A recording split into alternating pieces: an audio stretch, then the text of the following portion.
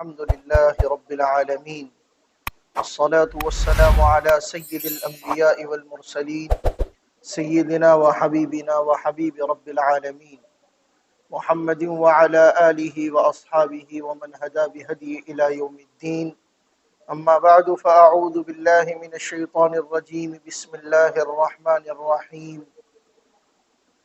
قل يا أيها الكافرون لا أعبد ما تعبدون ولا أنتم عابدون ما أعبد ولا أنا عابد ما عبدتم ولا أنتم عابدون ما أعبد لكم دينكم ولي دين. صدق الله مولانا العظيم، وقال رسول الله صلى الله تبارك وتعالى عليه وآله وسلم: المرء مع من أحب، او كما قال صلی اللہ علیہ وسلم، وصدق رسولہ النبی الکریم. میرے محترم بھائیو، دوستو اور عزیزو،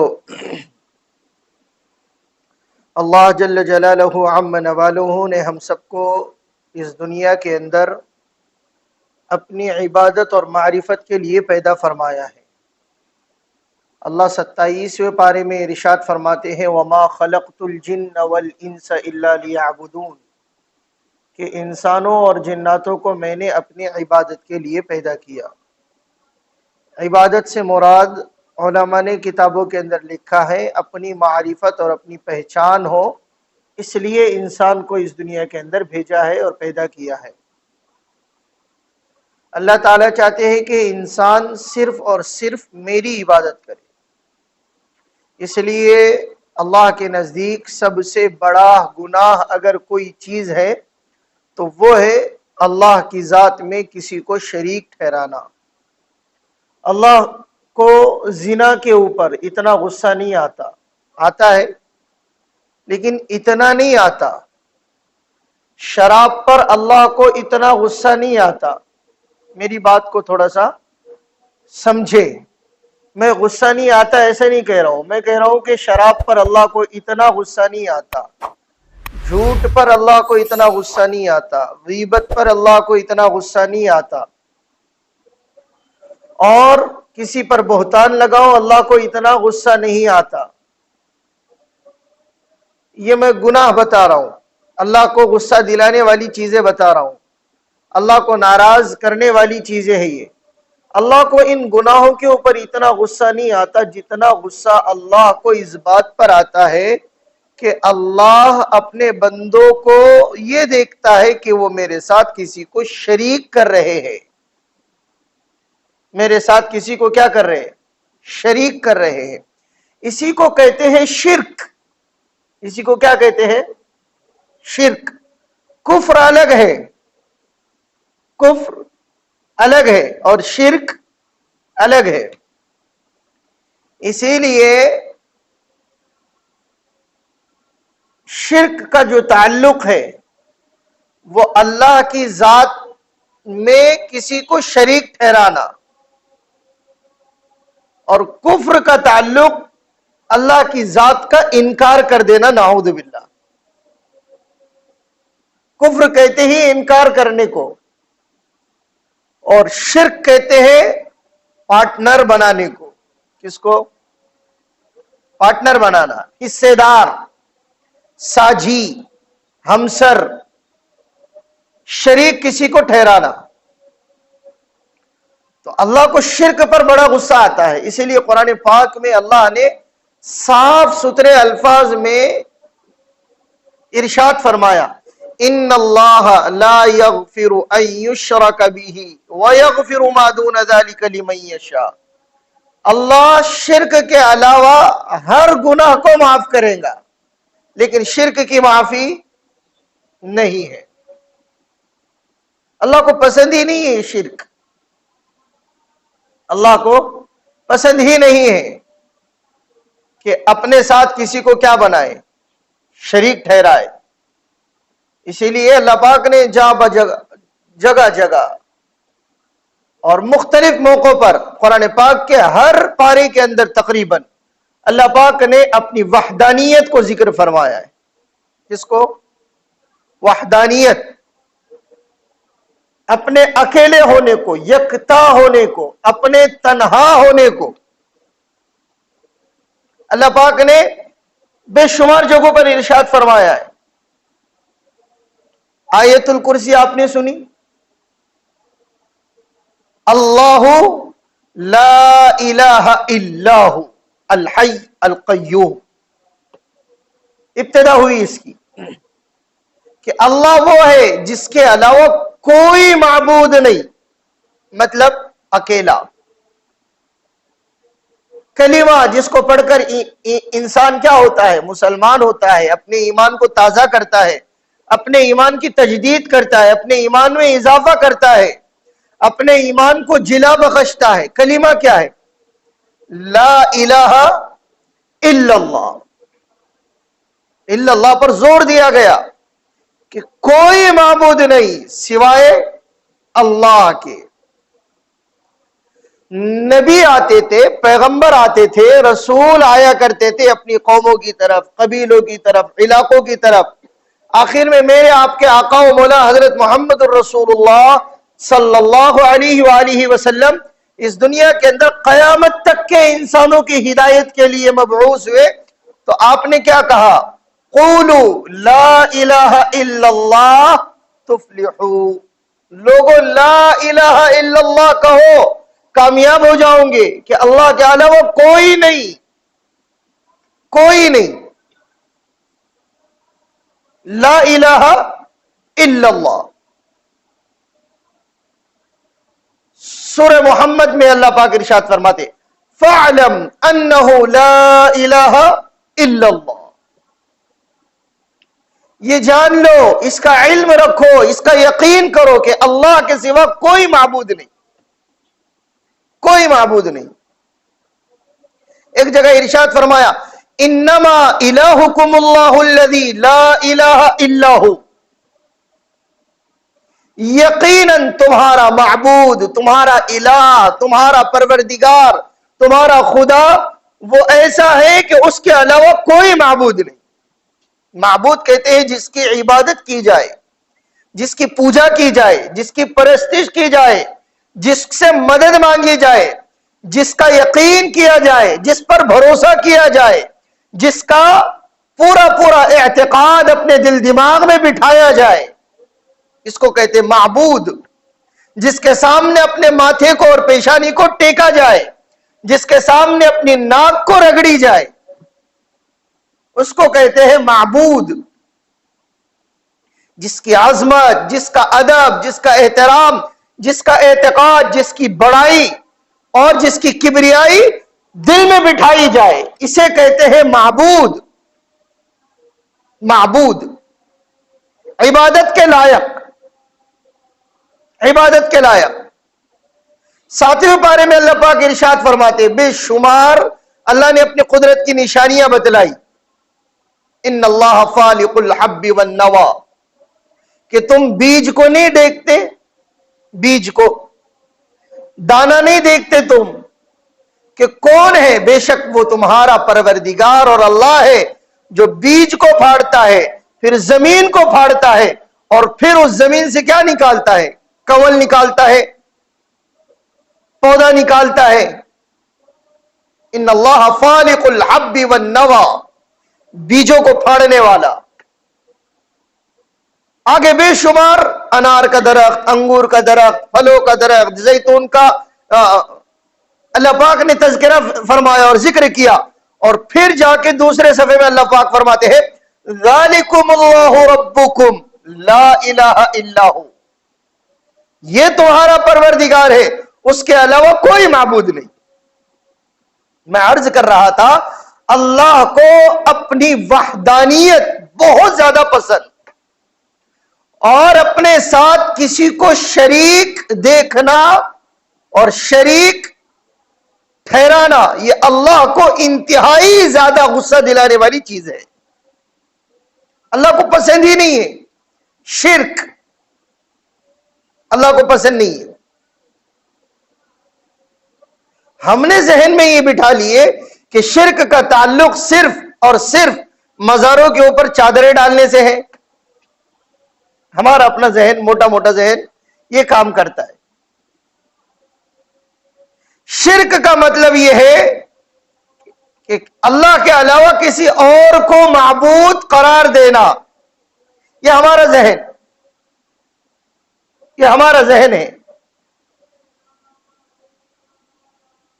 قرآن کریم کے اندر مکمل قرآن کریم کا جو خلاصہ ہے، مکمل قرآن کریم کا، الحمدللہ سے لے کر من الجنتی والناس تک، علماء نے کہا ہے کہ اللہ نے 3 چیزوں کو بیان فرمایا۔ کتنی چیزوں کو؟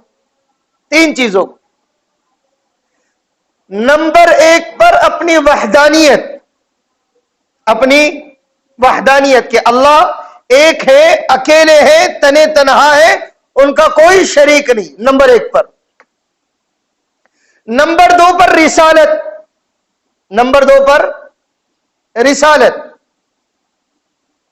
کہ نبیوں کے آنے کا مقصد رسالت، نبوت کو بیان فرمایا۔ اور نمبر 3 پر اللہ پاک نے قصص بیان فرمائے ہیں، پچھلی قوموں کے واقعات، ان کے قصے، ان کی زندگیاں اور ان کے اوپر آنے والے حالات، یہ 3 چیزوں۔ اسی لیے آپ نے سنا ہوگا کبھی کبھار یا ہمیشہ سنتے ہوں گے کہ 3 مرتبہ قل ہو اللہ احد پڑھنے کا ثواب کتنا ہے؟ 1 قرآن کے برابر۔ کتنے؟ اس کو میں آسان کر دیتا ہوں آج۔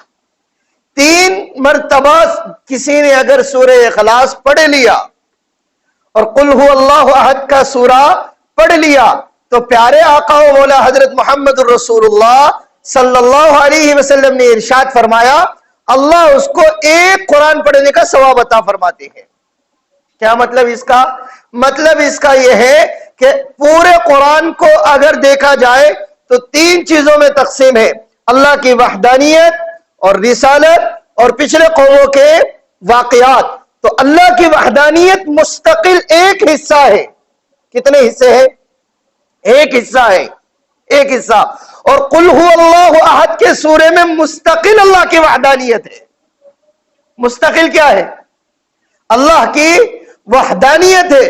تو گویا جس نے 3 مرتبہ قل ہو اللہ احد کا سورہ پڑھ لیا، قرآن کریم کے جیسے 3 حصے، اس نے گویا 3 حصے کیا کر لیے؟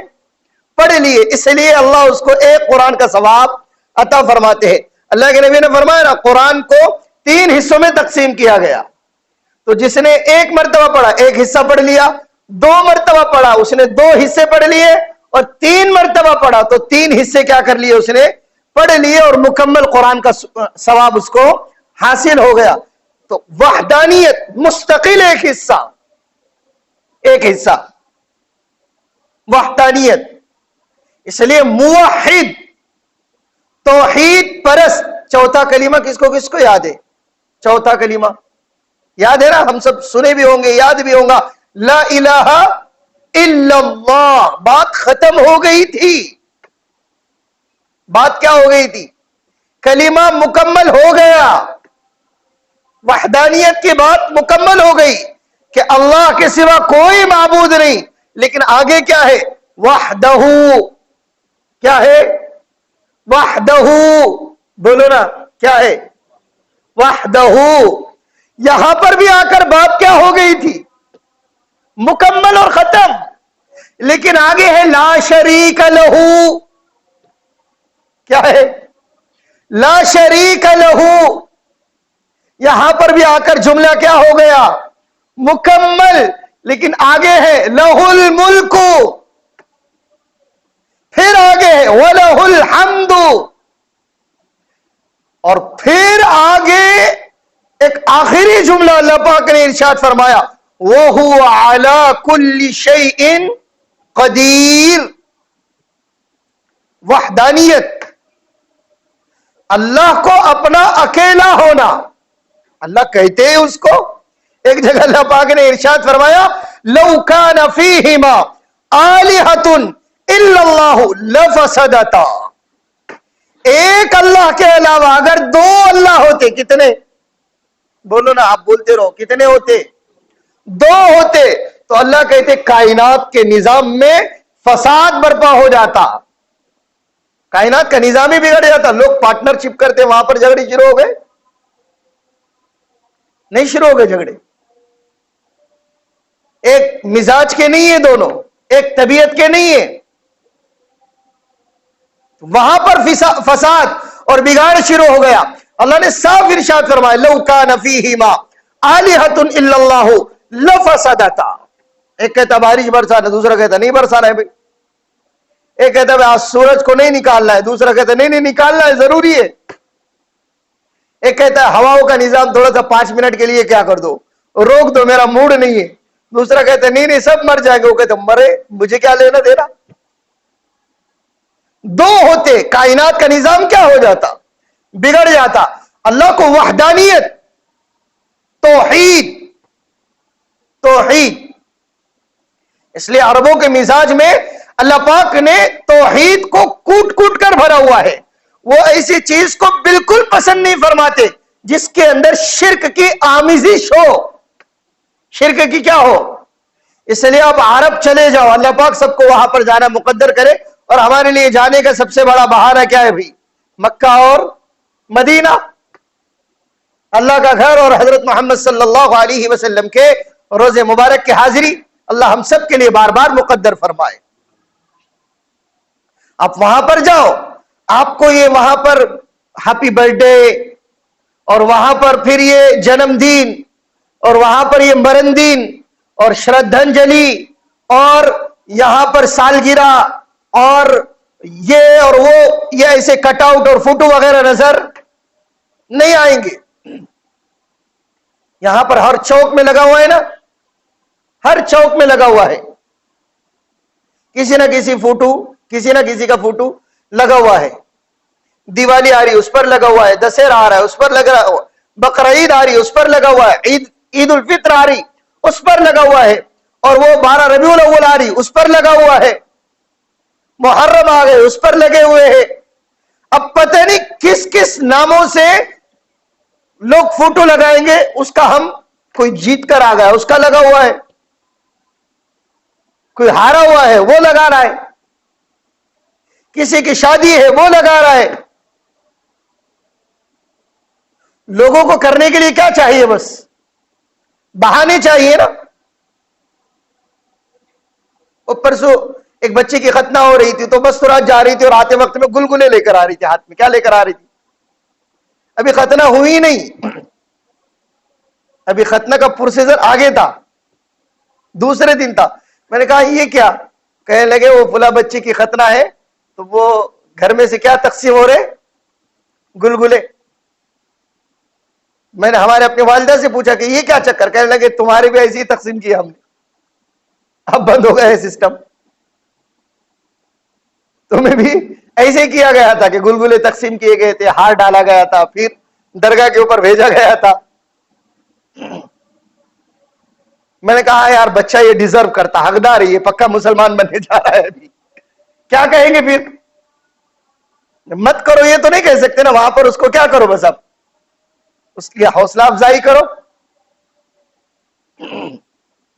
وہ حضرت مولانا اسماعیل پٹیل صاحب دامت برکاتہم افریقہ کے تشریف لائے تھے. انہوں نے کہا تھا اللہ پاک نے یہ دعوت و تبلیغ کی برکت سے اور جماعتوں کی برکت سے کتنا بڑا کام لیا. بات سے بات یاد آئی, بڑے بڑے قربانیاں ہیں, بڑے بڑے واقعات ہیں, کارگزاریاں ہیں.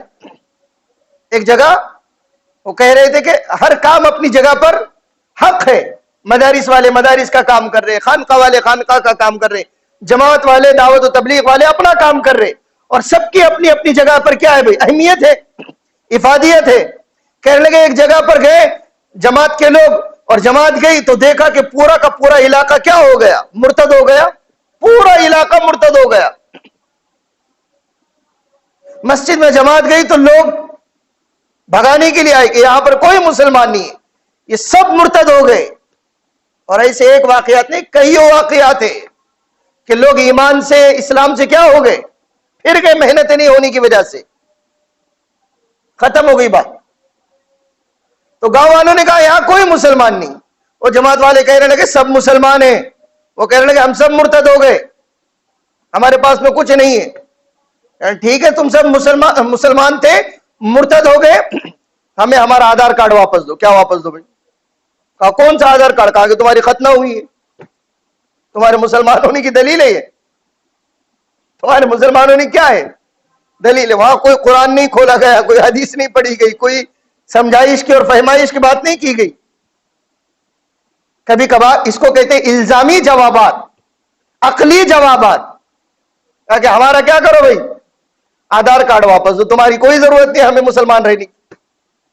کہ پھر ان کے بات سمجھ میں آئی تو سب رونے لگے، ہمیں معاف کرو اللہ کے لیے. اور پھر انہوں نے کیا پڑھا؟ کلمہ پڑھا، اور پھر پورا کا پورا گاؤں کیا ہو گیا؟ مسلمان ہو گیا الحمدللہ. لوگوں کو بس کلو چاہیے، تھوڑا سا اپنا بہانہ چاہیے. توحید اللہ کو بے انتہا پسند، موحد. میں عرض کر رہا تھا آپ عرب کے علاقے میں جاؤ، وہاں پر آپ کو کوئی نظر نہیں آئیں گے بڈے وغیرہ، کوئی کٹ آؤٹ نظر نہیں آئیں گے. بہت ہوا تو موجودہ بادشاہ اور ان کے مرنے کے بعد میں جو بادشاہ بننے والے ہیں وہ نائب جس کو کہتے ہیں، آنے والے جو ہے، دونوں کی نظر آئیں گی. وہ بھی دکانوں میں یا پھر اپنے ان کے آفس وغیرہ کے اندر، باہر کوئی ان کا تذکرہ نہیں. باہر کیا ہے؟ وہاں پر راستوں کے اوپر کیا ہے، سڑکوں کے اوپر کیا ہے، چوراہوں کے اوپر کیا ہے؟ وہاں پر چوراہوں کے اوپر حدیث کے ٹکڑے لکھے ہوئے. وہاں پر آپ اونچائی پر چڑھو تو وہاں پر لکھا ہوا ہے اونچائی پر چڑھو تو اللہ اکبر کہو. ڈھلان کہیں ہے اور نیچے اترنا ہے تو وہاں پر لکھا ہوا آپ کو نظر آئے گا، جب نیچے اترو تو سبحان اللہ کہو. وہاں پر راستوں کے اوپر آپ چلو، ہوائی راستہ ہے یا پھر جس کو کہتے ہیں ہائی وے روڈ ہے، تو وہاں پر آپ کو کٹ آؤٹ نظر آئیں گے کہ راستے کے حقوق ہے، گاڑی دھیمی رفتار میں چلاؤ، دوسرے لوگوں کا اکرام کرو. حدیثیں نظر آئیں گی، زندگی گزارنے کے طور طریقے نظر آئیں گے. لیکن ہمارے پاس میں کیسا ماحول بنا ہوا ہے بھائی؟ ہمارے پاس سے مراد ہمارے اپنے ایشیا کھنڈ میں کیسا ماحول بنا ہوا ہے؟ لیکن مسلمان اس کو کچھ بھی نہیں. دیکھو بھائیو، جس طریقے سے نواقض وضو ہے، کیا ہے نواقض وضو؟ وضو کو توڑنے والی چیزیں، وضو کو توڑنے والی چیزیں. مثلا خون نکل گیا اور بہہ گیا تو علماء کہتے ہیں کہ اس سے وضو کیا ہو گیا؟ ٹوٹ گیا. کسی کو چکر آ گئی اور وہ بے ہوش ہو کر کیا ہو گیا؟ گر گیا، اس کا وضو کیا ہو گیا؟ ٹوٹ گیا. کسی کو منہ بھر کے قے آ گئی، الٹی آ گئی، اس کا وضو کیا ہو؟ ٹوٹ گیا. ہوا خارج ہو گئی، وضو ٹوٹ گیا. پیشاب کو گیا، وضو ٹوٹ گیا. یہ وضو کو توڑنے والی کیا ہے؟ چیزیں ہیں، وضو کو توڑنے والی چیزیں ہیں. اسی طریقے سے نواقض ایمان بھی ہے، نواقض ایمان بھی، ایمان کو توڑنے والی چیزیں جس سے ایمان ٹوٹ جاتا ہے، ایمان باقی نہیں رہتا اور ایمان والا نہیں رہتا. آج امت کو پتہ ہی نہیں ہے کہ نواقض ایمان بھی کوئی چیز ہے، ایمان کو توڑنے والی بھی کوئی چیز ہے. شرک کیا ہے، کفر کیا ہے، پتہ ہی نہیں ہے. جبکہ میں نے شروع میں جس سورۃ المبارکہ کی تلاوت کی ہے اس کے اندر اللہ رب العزت نے صاف اعلان اپنے نبی کی زبانی سے ارشاد فرمایا، لکم دینکم ولی دین. تمہارے لیے تمہارا دین اور ہمارے لیے ہمارا دین. تمہارے لیے تمہارا دین اور ہمارے لیے ہمارا دین. بس بات ختم ہو گئی یہاں پر. لیکن ایمان والا ایسی غفلت کی زندگی گزار رہا ہے، اسے پتہ ہی نہیں ہے ہمارا دین کیا ہے، اسلام کیا ہے، شریعت کیا ہے، سنتیں کیا ہے، اللہ کے احکامات کیا ہے، اسے پتہ ہی نہیں ہے. پتہ ہی نہیں ہے، پتہ ہی نہیں ہے. جس کے نتیجے میں نہ کرنے والی چیزوں کو ایمان والا کر رہا ہے اور وہ شرک میں مبتلا، کفر میں مبتلا، اللہ کو غصہ دلانے والی چیزوں کے اندر مبتلا ہے. وہ بعض اوقات ایمان کو توڑنے والی چیزوں کا اتنا نازک مسئلہ ہے، سننا بھائیو غور سے، اتنا نازک مسئلہ ہے، اتنا نازک مسئلہ ہے، بعض مرتبہ علماء نے کتابوں کے اندر لکھا ہے یہ چیزیں ہمارے اپنے دل دماغ میں، ذہن میں، ہمارے اپنے عقیدوں کے اندر ہونی چاہیے۔ اس لیے سب سے پہلے کہا عقیدوں کی مضبوطی، ایمان مجمل پڑھایا جاتا ہے، ایمان مفصل پڑھایا جاتا ہے، مکاتب میں، مساجد کے اندر بچوں، چھوٹے چھوٹے بچوں کو جو محنتیں کروائی جاتی ہے اس کے اندر یہی ہے۔ ایمان مجمل کیا بتایا گیا؟ آمنت باللہ کما ہوا باسمائہ وصفاتہ وقبلت جمیع احکامہ۔ ایمان مجمل ہو گیا، ایمان لایا میں اللہ پر، آمنت باللہ کما ہوا باسمائہ وصفاتہ، جیسے اس کے نام ہے، جیسے اس کی صفات ہے، میں اللہ پر پورا پورا کیا لایا؟ ایمان لایا۔ وَقَبِلْتُ جَمِيعَ أَحْكَامِهِ، اور اللہ کے سارے احکامات کو میں نے کیا کیا؟ قبول کیا۔ یہ ایمان مجمل۔ ایمان مفصل ہے، آمنت باللہ، ایمان لایا میں کس پر؟ اللہ پر، وَمَلَائِكَتِهِ، اس کے فرشتوں پر، وَكُتُبِهِ، اس کی کتابوں پر، وَرُسُلِهِ، اس کے رسولوں پر اور پیغمبروں پر، وَالْيَوْمِ الْآخِرِ، اور آخرت کے دن پر، وَالْقَدْرِ خَيْرِهِ وَشَرِّهِ مِنَ اللَّهِ تَعَالَى، اور اچھی اور بری تقدیر پر ایمان لایا ہے کہ کس کے طرف سے ہے؟ اللہ کی طرف سے ہے۔ وَالْبَعْثِ بَعْدَ الْمَوْتِ، اور آخرت کے دن دوبارہ اٹھائے جانے پر، یہ نہیں کہ جیسے کرم رہیں گے ویسے دوبارہ پنر جنم ہوگا، ایسا نہیں، یہ نہیں۔ ایمان والا ہے، مسلمان ہے، اس کا عقیدہ یہ ہے کہ دوبارہ اللہ کے سامنے آخرت کے دن میں کیا ہونا ہے؟ کھڑا ہونا ہے۔ یہ ایمان ہے، ایمان، یہ عقائد ہے۔ میں عرض کر رہا تھا بعض مرتبہ ایمان کے ٹوٹنے کی وجہ سے ایسے مسائل پیدا ہوتے ہیں کہ ایمان تو ٹوٹا ہی ٹوٹا، اس کو ڈبل سے کلمہ پڑھنا تو ہے ہی، سننا بھائیو، لیکن اس کا نکاح بھی ٹوٹتا ہے۔ کیا ٹوٹتا ہے؟ سننا بھائیو، میں اس لیے زور دے رہا ہوں اس باتوں پر، نکاح بھی ٹوٹتا ہے، اس لیے ڈبل سے نکاح کرنے کی ضرورت پڑتی ہے۔ ہم کیا سمجھ رہے ہیں بھائیو؟ صرف گلے میں ہار ڈالنے سے کچھ نہیں ہوتا، صرف گلے میں کچھ لگانے سے کچھ نہیں ہوتا۔ میں بہت ساری باتیں اشاروں میں کہہ کر جا رہا ہوں۔ یہ منانے سے کچھ نہیں ہوتا، تعظیم میں کھڑے رہنے سے کچھ نہیں ہوتا، اور کسی کے ساتھ میں چلنے سے کچھ نہیں ہوتا۔ ہم تو ساتھ میں تھے صرف، نہیں بھائیو، اللہ کو یہ چیزیں بڑا غصہ دلاتی ہے، اللہ کو یہ چیزیں بڑا غصہ دلاتی ہے۔ جس طریقے سے ایک ایمان والے کا کسی غیر مسلم سے نکاح نہیں ہو سکتا، نہیں ہو سکتا، دونوں کا مسلمان ہونا کیا ہے؟ ضروری ہے، دونوں کا مسلمان ہونا ضروری ہے۔ ایسے ہی ایمان کی حالت میں اگر کوئی کفر میں مبتلا ہو جاتا ہے، ارتداد کا شکار ہو جاتا ہے، تو اس کا نکاح بھی ٹوٹ جاتا ہے۔ یہ نہیں کہ میں تو مسلمان ہے، نہیں نہیں، ہمارے مسلمان ہونے سے کچھ نہیں ہوتا، اللہ کی نظروں میں بھی مسلمان ہونا چاہیے، اللہ کی نظروں میں بھی مسلمان ہونا چاہیے۔ میں نے نکاح پڑھوائے ہیں ایسے احباب کے جن کے منہ سے کلمات کفر نکل گئے، کلمات کفر نکل گئے، ان کو احساس دلا گیا، توبہ کرائی گئی، کلمہ پڑھا گیا، ان کا نکاح ڈبل سے کروایا گیا، مہر ڈبل سے کرایا گیا، دو لوگوں کو بطور گواہ متعین کیا گیا،